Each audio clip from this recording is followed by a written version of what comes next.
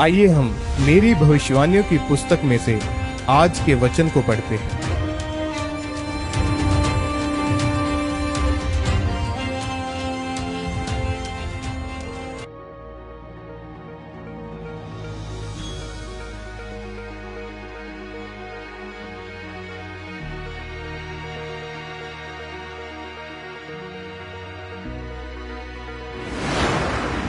आप पर आपकी महिमा कौन प्रकट करता है? जैसा कि बाइबल में लिखा है, पहला कुरिन्थियों अध्याय 2 और उसकी 9 आयत, परंतु जैसा लिखा है, जो बातें आँख ने नहीं देखी और कान ने नहीं सुनी और जो बातें मनुष्य के चित्त में नहीं चढ़ी, वे ही हैं जो परमेश्वर ने अपने प्रेम रखने वालों के लिए तैयार की हैं। मेरे प्रियो, अमेरिका में ऐसे बिजनेसमैन हैं जिनकी जिंदगी में परमेश्वर की महिमा यह थी कि ये अपने बिजनेस को ऊंचे स्तर पर लेकर जाएं और अपने बिजनेस से परमेश्वर की सेवा करें, सुसमाचार प्रचार में मदद करें। परमेश्वर में हर एक व्यक्ति ने ना सुनी और ना देखी और ना उसके चित्त में चढ़ी। एक महिमा शैतान ने भी मनुष्य के लिए रखी है। जब यीशु मसीह परीक्षा में थे, तब शैतान ने यीशु मसीह से कहा, अगर तू झुककर मुझे प्रणाम करे तो तुझे क्रूस उठाने की जरूरत नहीं है, इतना काम करने की जरूरत नहीं है, मैं तुझे वैसे ही सब कुछ दे दूंगा। एक है शैतान के द्वारा आशीष का मिलना। इंस्टाग्राम पर 10 मिलियन फॉलोअर्स होने के बावजूद भी आत्महत्या कर लेना, क्योंकि वह जो आशीष होती है वह परमेश्वर की ओर से नहीं होती।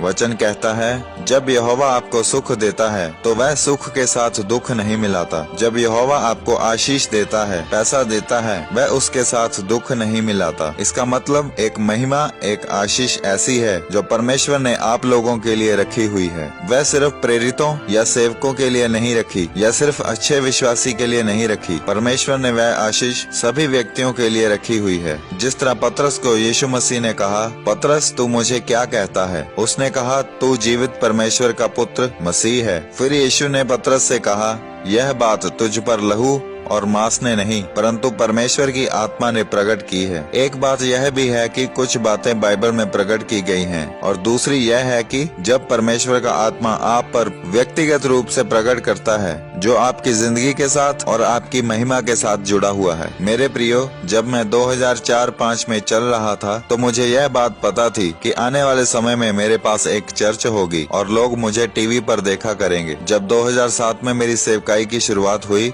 तो टेंट चर्च से शुरुआत हुई। तब कहीं भी टेंट चर्च नहीं लगती थी, तो लोग बोलते थे, यह भी कोई चर्च है? ये टेंट लगा हुआ चर्च कुछ समय के लिए है, ये तो जल्दी ही बंद हो जाएगा। लोगों के हिसाब से तो टेंट लगा हुआ चर्च नहीं था, लेकिन परमेश्वर ने अपने आत्मा के द्वारा प्रकट किया था कि बिल्डिंग नहीं बनानी, पहले तुझे टेंट लगाकर मीटिंग करनी है। वह महिमा थी जो परमेश्वर ने मुझे दी। कैसे दी? अपनी आत्मा के द्वारा। आज उसी खामरा चर्च की महिमा होती है। इस चर्च को लोग मानते हैं कि परमेश्वर का काम इन्होंने किया है। चर्च की शुरुआत कैसे हुई? जो किसी मनुष्य ने नहीं सुना था, जो कभी किसी ने नहीं देखा था और ना किसी मनुष्य के चित्त में चढ़ा था कि टेंट में बारिश आएगी तो क्या करेंगे, सर्दी होगी तो क्या करेंगे, ज्यादा गर्मी होगी तो क्या करेंगे। परंतु आज सबसे बड़ी यही चर्च है। लोग गर्मी में, सर्दी में, बारिश में भी आते हैं। कारण क्या है? कारण यह है कि वह मेरी महिमा थी। और वह मुझे कैसे मिली? वह मुझे परमेश्वर की आत्मा के साथ संबंध बनाने से मिली। मेरे प्रियो,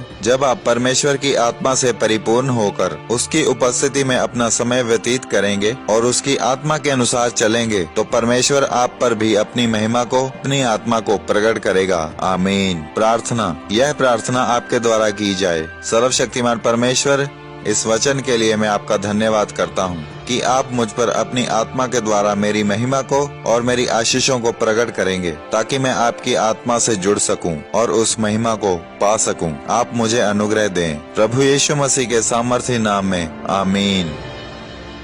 ईश्वर के दास के द्वारा लिखी गई मेरी भविष्यवाणियों की पुस्तक, जो आपको एक विशेष आत्मिक यात्रा की ओर लेकर जाएगी।